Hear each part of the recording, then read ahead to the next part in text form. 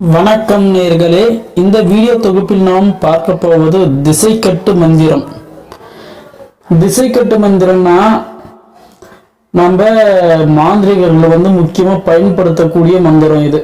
இப்போ நான் சொல்லக்கூடிய இந்த மந்திரம் மாந்திரிகர்களோட பயன்பாட்டில் வச்சுக்கிட்டு இருக்கக்கூடிய மந்திரம் இது. சரிங்களா? அவங்க ஒரு 100-150 பேர்கிட்ட மாந்திரிகர்கள் எனக்கு தெரிஞ்சு இந்த மந்திரத்தை தான் பயன்படுத்திக்கிட்டு இருக்காங்க. சரிங்களா? இந்த மந்திரத்தை பார்க்கறதுக்கு முன்னால நம்மளோட சேனலை சப்ஸ்கிரைப் பண்ணுங்க, ஷேர் பண்ணுங்க, லைக் பண்ணுங்க. சப்ஸ்கிரைப் பண்ணுங்க, பக்கத்தில் ஒரு பெல் பட்டன் கிரியேட் ஆகும். அந்த பெல் பட்டனையும் ப்ரெஸ் பண்ணிட்டீங்கன்னா நான் தொடர்ச்சியாக போடக்கூடிய வீடியோவில் உங்களுக்கு நோட்டிஃபிகேஷன்ல வந்துடும். சரிங்களா?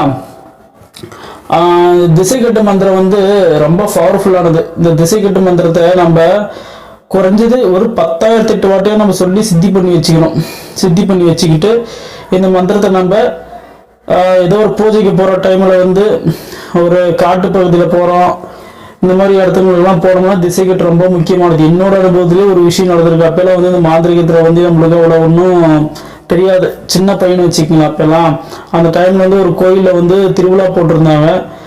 வீரபத்ரன்ற கோயில் அது. அந்த கோயிலில் திருவிழா போட்டிருந்தப்ப கோயில் பூசாரி ரொம்ப சாதாரணமான ஆளுதான். நம்மள மாதிரி ஆட்கள் தான் கோயில் பூசாரி. அவர் பூசை விட்டுக்கிட்டு இருந்தாரு.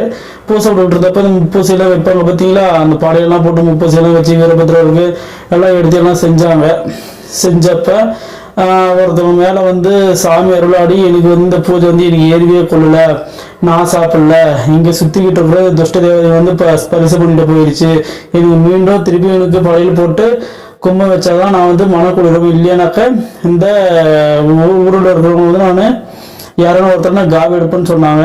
ஆனால் அது இப்போ கையில் காசு எப்படி திடீர்னு திருப்பி உடனே செய்யறதுன்றதும் அவங்களுக்குள்ள முளைச்சிக்கிட்டாங்க. உடனே அந்த ஏரியாவில் அந்த பூஜை முடிஞ்சு 2 நாள் கழிச்சு ஒரு வாலிப வயசு பையன், ஒரு 18-20 வயசுக்குள்ள இருக்கவருக்கு அவர் அகால மரணம்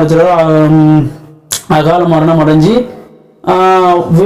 சாலை விபத்துல மரணம் அடைஞ்சார். அந்த கோயில் எதிர்க்காலே தான் சாலை விபத்துல மரணம் அடைஞ்சிட்டாரு. அதை பார்த்து இந்த ஊர் ஜனங்களும் சேர்ந்து திருப்பியும் வேற ஒரு மாந்திரிகரை கூப்பிட்டு பூஜை பண்ணி எடுத்து நல்லா சிறப்பாக கொடைகள் செஞ்சாங்க.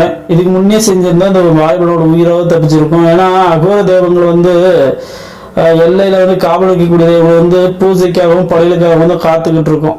சரிங்களா? அதுக்காக நான் ஒரு பசியை நம்ம உணர்ந்து அதுக்கு நம்ம ஆகாரம் கொடுத்தா தான் நம்மளுக்கு நல்ல வழிகாட்டும். நம்ம குலதெய்வமாக இருந்தாலும் சரி, கன்னி தெய்வமாக இருந்தாலும் சரி, உபாசன தெய்வம், இஷ்ட தெய்வமாக இருந்தாலும் சரி, நம்ம கரெக்டாக அது குண்டாக நம்ம பார்த்து செஞ்சுக்கணும். நம்மளுக்கு எவ்வளோ நம்ம பாதுகாப்பாக வருது. சரிங்களா?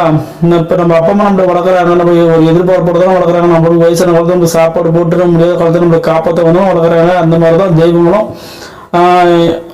தெய்வங்களும் கேட்டு சாப்பிடக்கூடிய தன்மை இருக்குது. ஒரு புள்ளிங்கிறது தானே கேட்குது, வேற ஆட்ட போய் கேட்குது, மற்றபடியே போய் கேட்குது, புள்ளிங்கிறது தானே கேட்குது. அதெல்லாம் ஒன்றும் தப்பு கிடையாது. இவங்களை கேட்டு இந்த விஷயத்தை செய்யும் கேட்டு இது பண்ணுறது ஒன்றும் தப்பு கிடையாது. சரிங்களா? இதுக்கு ஒரு கமெண்ட் விழும், இந்த மாதிரி தெய்வம் மனுஷனை பள்ளி வாங்குறதே இதெல்லாம் தெய்வமானு சொல்லி கேட்டு சில நண்பர்கள் போடுறதுக்கு சான்ஸ் இருக்கு கமெண்ட்ல.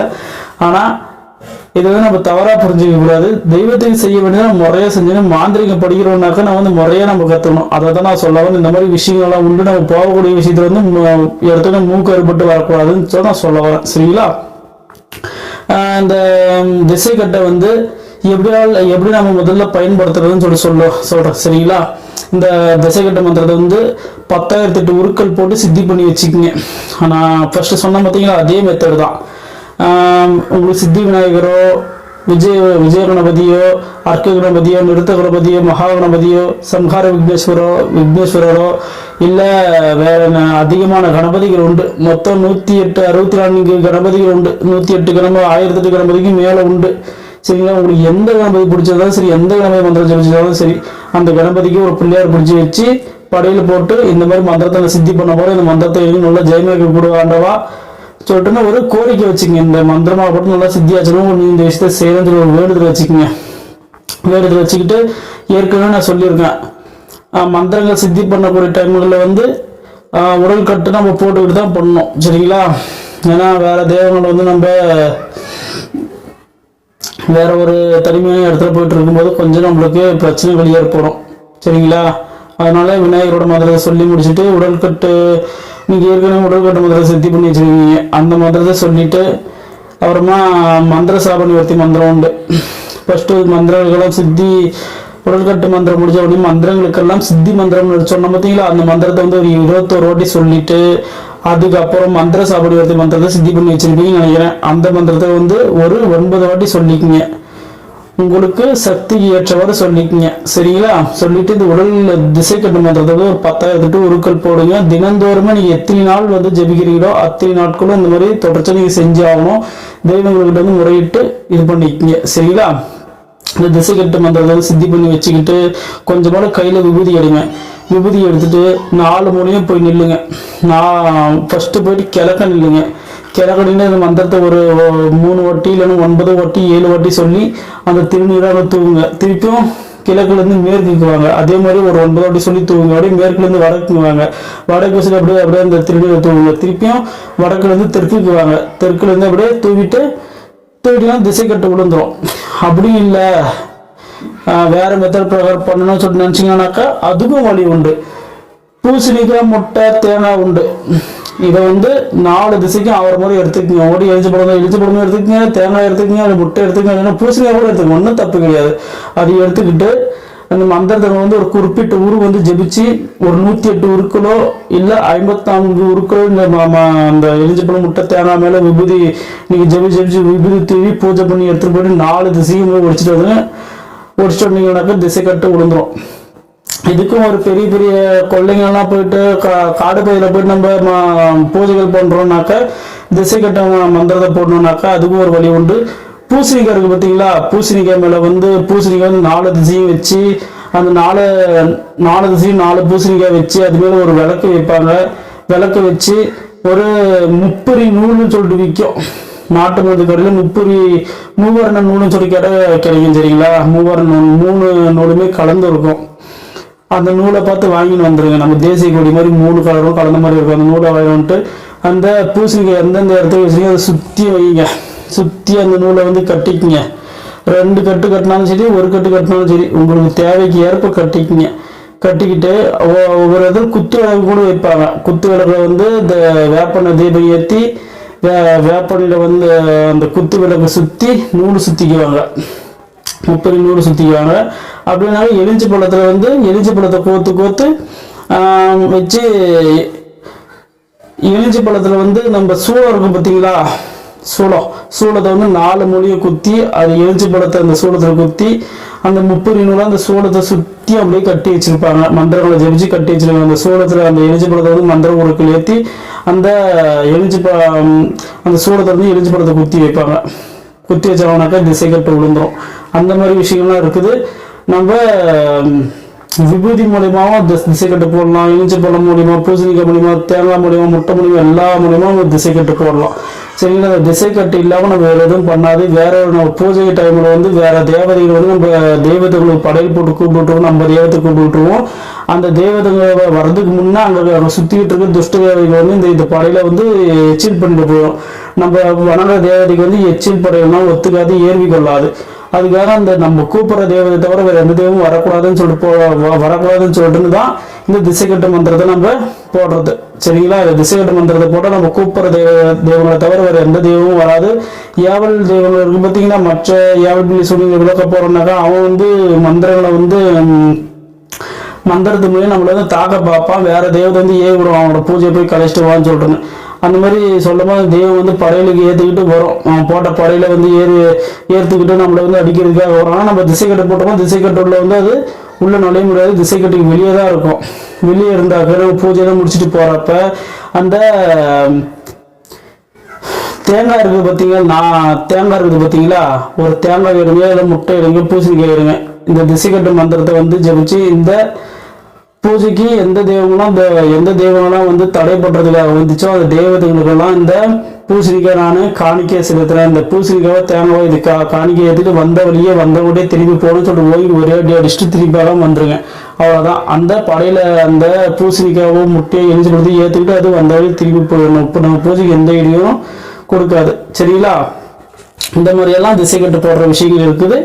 அதனால இந்த திசை கட்டு மந்திரத்தை வந்து நம்ம போடாம பண்ணோம்னாக்கா நம்ம உட்காந்துக்கிட்டு இருப்போம், உட்காந்து மந்திரம் ஜெபிச்சுக்கிட்டு இருக்கோம், வந்து நம்மள ஒருத்தவங்க அரைஞ்சது போல இருக்கணும், மூலி யாரும் அடிச்சது போல இருக்கும், இந்த கொசு இந்த பூச்சிங்கெல்லாம் வந்து மேலே ஏறுற மாதிரி இருக்கும். ஒரு மாதிரி நம்ம நிறைய மந்திரங்களை ஜெபிக்கிறது கூட, பூஜை பண்றது கூடாது. இந்த மாதிரி விஷயம் தடங்கள்லாம் நடக்கும். வேற ஒருத்தர் இப்போ வீட்டுக்காரங்க ஏவல் சூழ்நிலை இருந்தாக்கா அந்த அவங்க மேலே ஏவி விட்டுருக்கு தேவதையாகப்பட்டது வந்து அவங்க மேலே ஏறி அவங்க மேலே அமர்ந்து சாமி வந்த மாதிரி ஆடி நம்ம பூஜையை கலைச்சி விட்டுரும். இது வேண்டாம், எனக்கு பிடிக்கல, நான் தான் குலதெய்வம் வந்திருக்குன்னு சொல்லிட்டு நிறைய பொய்கள் சொல்லி பித்திராட்டம் பண்ணி பூஜை கலைச்சி விட்டுரும். அந்த மாதிரி தன்மையெல்லாம் ஏற்படும். அதுவே திசைக்கட்டு போட்டுக்கிட்டோம்னாக்கா அவங்களையும் வீட்டில் இருக்கவங்களையும் உள்ளே வச்சுக்கிட்டு நம்ம திசைக்கட்டு போட்டுக்கிட்டோம்னாக்கா அவங்க மாதிரி எதுவுமே அட்டாக் ஆகாது. அந்த பூஜை முடிவு வரைக்கும் நல்லா பாதுகாப்பாக இருப்பாங்க அவங்களும். சரிங்களா? நம்மளுக்கு உடல் கட்டும் முக்கியம், திசை கட்டும் முக்கியம். அதனால இந்த விஷயத்தை ஃபாலோ பண்ணீங்க. இப்போ வந்து நம்ம மந்திரத்தை பார்க்கலாம். சரிங்களா? திசைக்கட்டு மந்திரத்தை வந்து நான் ஸ்க்ரீன்லையும் கொடுத்துருப்பேன். இப்போ நான் வாய்ஸ் மூலியமாக சொல்கிறேன், கரெக்டாக உச்சரிச்சிங்க. இதில் வந்து பிழை ஏற்படுன்றதுக்காக தான் நான் டைப்பிங் பண்ணியும் புக்கில் இருந்து எடுத்து போட்டிருக்கேன். கரெக்டாக பார்த்துக்குங்க. இப்போ இந்த மந்திரத்தை சொல்கிறேன், கரெக்டாக நோட் பண்ணிங்க. கரெக்டாக இருக்கேன் நான் சொல்கிறேன்னு எழுதி வச்சுக்கோங்க. இல்லைன்னா இந்த ஸ்க்ரீனில் வரதையும் எடுத்து நீங்கள் இது எடுத்து வச்சுக்கலாம், பிரிண்ட் அவுட் எடுத்து வச்சுக்கலாம். சரிங்களா? இப்போ மந்திரத்தை பார்ப்போம்.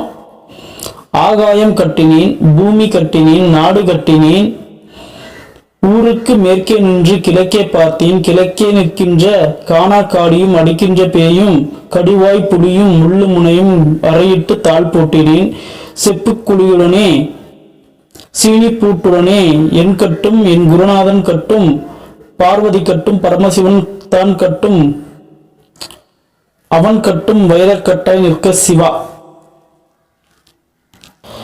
8 திக்கு 16 கோணமும் கட்டினேன், என் கட்டே கட்டு பிறர் கட்டு பெட்டை கட்டு ஐயன் கோயில் கதவடைத்தாற்போல் உன்பால் கதவடைத்திட சிவா. அம்மை துர்கை பிடாரி ஐயன் சாஸ்தா பிற நீங்களாக கட்டினேன்.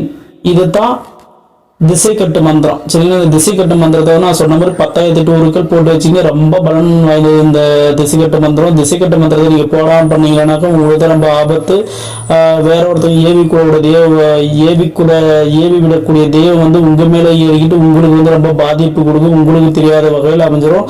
நீங்க வேற ஒரு மந்திரவாதிகளை தேடி போய் உங்களுக்கு பரிகாரம் பண்ணுங்கிறதுக்கான சூழல்கள் ஏற்படும். சரிங்களா? அதனால இந்த திசை கட்டு மந்திரத்தை வந்து அனைவரும் பயன்படுத்துங்க.